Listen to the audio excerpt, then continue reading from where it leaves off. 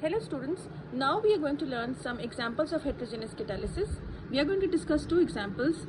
One is iron in the Haber process and the other example is transition elements in catalytic converter. Now let's see the iron in the Haber process. Students, you know that in Haber process ammonia is being produced. Excuse me. Now, you know that it is an example of heterogeneous catalysis. Why? Because iron is in solid phase, whereas hydrogen and nitrogen, they are in the gaseous phase. Now, students, again, we are going to see how this process takes place. First of all, there is the diffusion of nitrogen gas and hydrogen gas on the surface of iron. Okay. Now comes the adsorption process.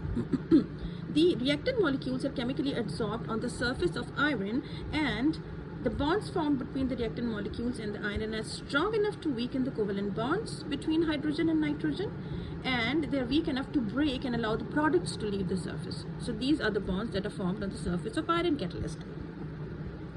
Then comes the reaction. How comes the reaction? That the adsorbed nitrogen and hydrogen gas react on the surface of the iron to form ammonia. Okay, and this reaction is in several steps, which is not shown here. Now what happens is the fourth process is the desorption. The bonds between ammonia and the surface of iron weaken and eventually broken.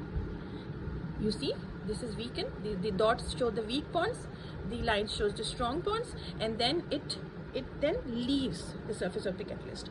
You can say the fifth process is the diffusion away from the surface when ammonia is being formed. So this is how the heterogeneous catalysis takes place on the surface of transition metals, that is the catalyst.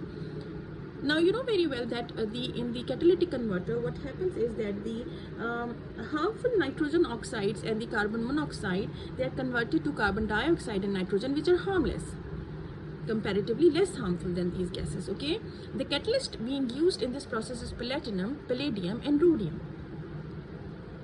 Students, you must know that this is also an example of heterogeneous catalysis. Okay, so the honeycomb structure inside the catalytic converter contains small beads of these catalysts. Now again, in this, the first step is adsorption of carbon monoxide and nitrogen monoxide. It weakens the bond of carbon monoxide and nitrogen monoxide and form new bonds between adjacent nitrogen atoms and carbon monoxide and oxygen atoms, and then these gases are deabsorbed, which is called as desorption. Okay, so these two are examples of heterogeneous catalysis.